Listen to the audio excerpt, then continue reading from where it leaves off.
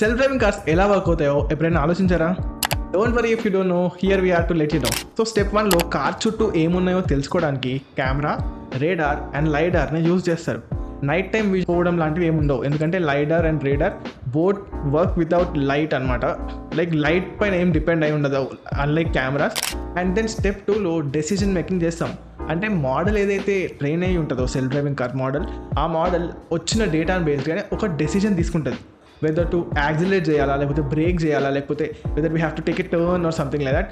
Then step 3లో model అనేది plotting and navigation చేస్తుంది. అంటే కార్ ఎటు వెళ్ళాలి, ఎలా వెళ్ళాలి, ఎంత స్పీడ్లో వెళ్ళాలి, ఏ డైరెక్షన్లో వెళ్ళాలి అండ్ ఎక్కడి వరకు వెళ్ళాలి అనేది కంప్లీట్గా ప్లాట్ చేసిస్తుంది అనమాట.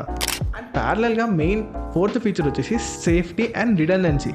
సో జీపీఎస్ లొకేషన్ బేస్డ్గా ఆ ఏరియాలో ఆ రోడ్ పైన ఎంత స్పీడ్లో వెళ్ళాలి అనేవి అన్ని రూల్స్ అండ్ రెగ్యులేషన్స్ ఆ సాఫ్ట్వేర్లో ఇన్బిల్ట్ ఉంటాయి కాబట్టి